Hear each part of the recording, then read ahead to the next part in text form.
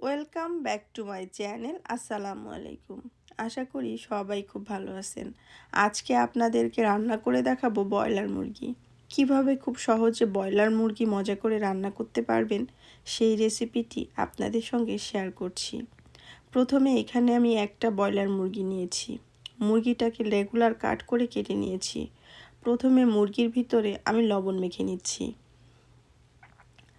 লবণটাকে মেখে একটা সাইডে রেখে দিলাম।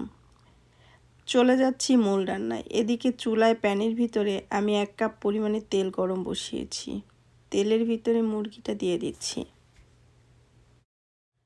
মুরগিটাকে আমি লাল লাল করে ভেজে নিব। মুরগির একটা পাশ ভাজা হয়ে গিয়েছে। মুরগির মাংসটাকে আমি উল্টিয়ে দিচ্ছি। উল্টিয়ে পাল্টিয়ে লাল লাল করে ভেজে নিতে হবে, যাতে ভালো মতো মাংসটা ভাজা হয়। মাংসটা ভালো মতো ভাজা হয়ে গিয়েছে। এখন মাংসটাকে তুলে নিচ্ছি। মাংস ভাজার এই তেলের ভিতরেই দিয়ে দিচ্ছি 1 কাপ পরিমাণে পেঁয়াজ কুচি। পেঁয়াজটাকে আমি হালকা লাল লাল করে ভেজে নিব। পেঁয়াজটা হালকা লাল লাল করে ভাজা হয়ে গিয়েছে। এই পর্যায়ে এই পেঁয়াজের ভিতরে আমি কিছুটা পানি অ্যাড করে দিচ্ছি। প্রথমে এই পেঁয়াজের ভিতরে দিয়ে দিচ্ছি একটা টমেটো কাটা। এখন দিয়ে দিচ্ছি স্বাদ মতো লবণ। দিয়ে দিচ্ছি এলাচ, দারচিনি, তেজপাতা। দিয়ে দিচ্ছি হাফ চা চামচ পরিমাণে আদার গুঁড়া। এখানে নিয়েছি 1.5 টেবিল চামচ পরিমাণে রসুনের গুঁড়া। এখানে আমি আদা ভাঙা রসুনের গুঁড়াটা ব্যবহার করছি। নিয়েছি 1 চা চামচ পরিমাণে লাল মরিচের গুঁড়া, হাফ চা চামচ পরিমাণে হলুদের গুঁড়া, হাফ চা চামচ পরিমাণে জিরার গুঁড়া। দিয়ে দিলাম হাফ চা চামচ পরিমাণে গরম মশলার গুঁড়া। এখন সব মশলাগুলোকে ভালো মতো কষিয়ে নেব। প্রায় 4 থেকে 5 মিনিটের মতো মশলাগুলো ভালো মতো কষিয়ে নিয়েছি। এই পর্যায়ে এই মশলার ভিতরে আমি যে মুরগির মাংসটা ভেজে রেখেছিলাম, মুরগির মাংসটা দিয়ে দিচ্ছি।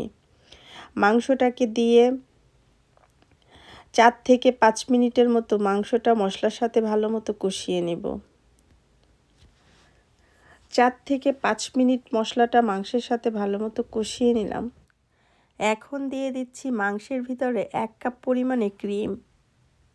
আপনারা চাইলে 1 কাপ পরিমাণে ডানো ক্রিমও ব্যবহার করতে পারেন। হাতের কাছে ক্রিম না থাকলে ক্রিমটা স্কিপ করতে পারেন।